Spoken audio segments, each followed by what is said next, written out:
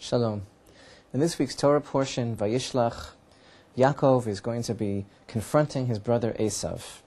And we read in chapter 32, verse 12, that he prayed first to God, Hatzileni na miyad achi miyad Esav. Please deliver me, save me from the hand of my brother, from the hand of Esav.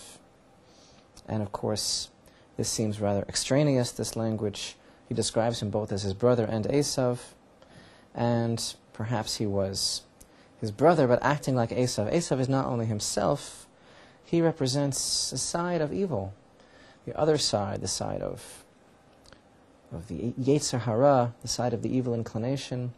And as we read all of these Torah portions, we understand how much is at stake in the formulation of the nation of Israel, the powers that our forefathers were struggling with.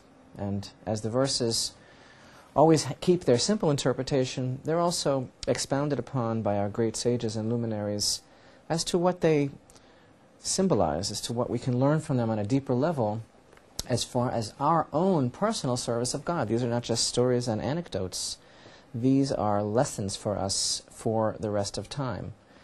So Esav in this case can be seen as representing this side of the angel of death, the side of the Yetzer Hara, the evil inclination. And Yaakov asks, please save me from this Yetzer Hara, that he should not act like my brother. I should not be in a situation where the Yetzer Hara would be my brother, the evil inclination. Now, what did he mean by this?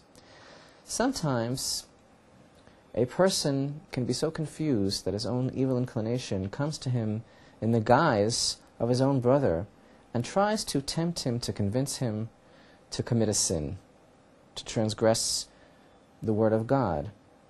And he makes it look as if we're actually doing a commandment. He makes it look as if we're doing something positive. And sometimes that voice inside of us, that voice of self-centeredness, of self-aggrandizement, that voice of insincerity, can be so slick and so full of guile, like Esav, that he could actually disguise himself as our brother and convince us that actually we're not doing a sin at all, we're doing a commandment. And that's one way that he ensnares us to do a commandment. So in everything that we do as we serve God, we have to be very careful and keep everything in check and balance, and be very circumspect and look at ourselves carefully to see what our motivation is. Sometimes we might be doing something which we think is absolutely wonderful and the highest kind of thing, but it's actually the worst thing. And that's a situation of, save me, I pray, from the hand of my brother, from the hand of Esav. We have to listen to those two voices inside of us, the side of Yaakov and the side of Esav, and make sure that our own evil inclination doesn't come to us in the guise of a brother.